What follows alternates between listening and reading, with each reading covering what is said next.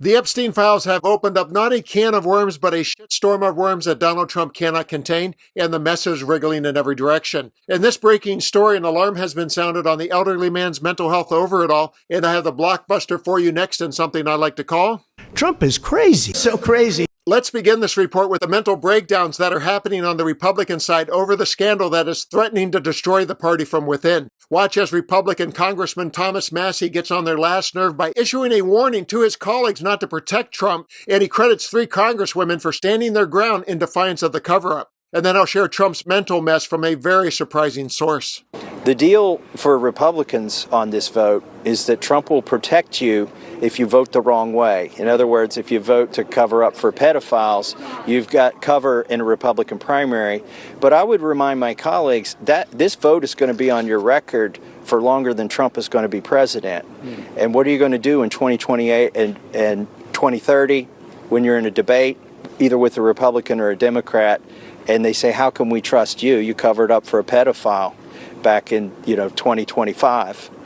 I got to give credit to Lauren Boebert to walk into the White House, the center of power, the free world really, and to sustain that and to come back out and to be solid, and also to Nancy Mace and Marjorie Taylor Greene.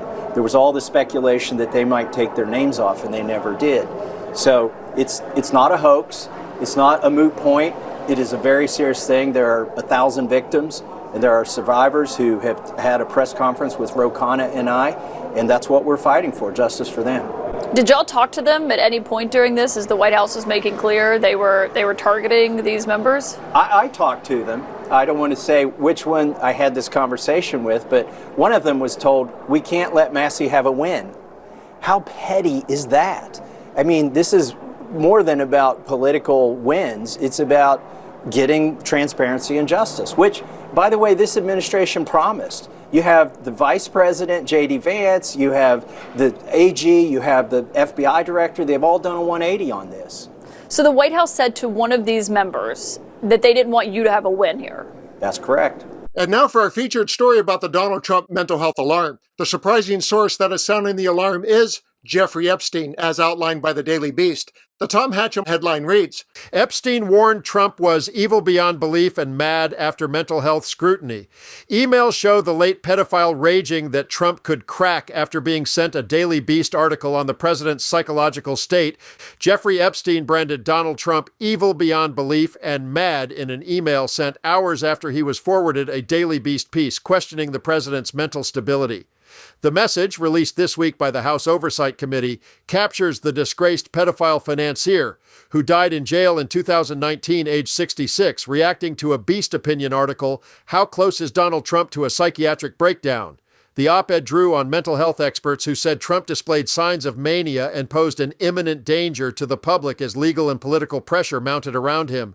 It was published the same weekend as porn star Stormy Daniels' blockbuster 60 Minutes interview, which detailed her alleged affair with Trump and a hush money deal at the center of his criminal case. In the March 24, 2018, exchange with then New York Times reporter Landon Thomas Jr. that included a link to the piece, Thomas told Epstein that Trump, now 79, was scaring the shit out of him and warned the president could well tank the global economy, urging Epstein to try to speak to him. Hours later, Epstein replied, he feels alone and is nuts. I told everyone from day one, evil beyond belief, mad, and most thought I was speaking metaphorically. It's obvious he could crack. The March 23, 2018 Beast article by Gail Sheehy and Rosemary Sword reported that prominent psychiatrists had broken with the American Psychiatric Association's Goldwater rule to warn that Trump appeared dangerously unstable, citing concerns he was in a manic state as the Mueller investigation closed in and ahead of Daniels' upcoming interview.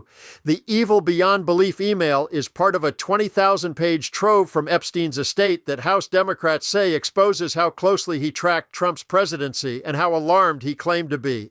In other messages, Epstein described Trump as a maniac showing signs of early dementia and warned former Obama White House lawyer Catherine Rumler that treating Trump like a mafia boss underestimated the great dangerous power of a sitting commander-in-chief. In life, Jeffrey Epstein was the world's most famous pedophile, and now in death, he is history's most famous witness against Donald Trump.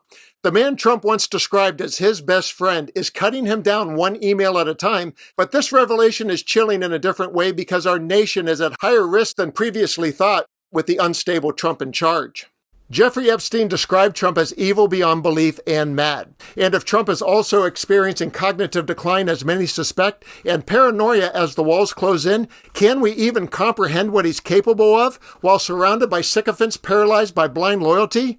Epstein has spoken from the grave, and Thomas Massie has spoken from the halls of Congress. But will Republicans listen and take action before the madman completely loses it? I'm Dan. Thanks for watching, and now I want to know what you think. Please comment below, and let's continue to occupy democracy together.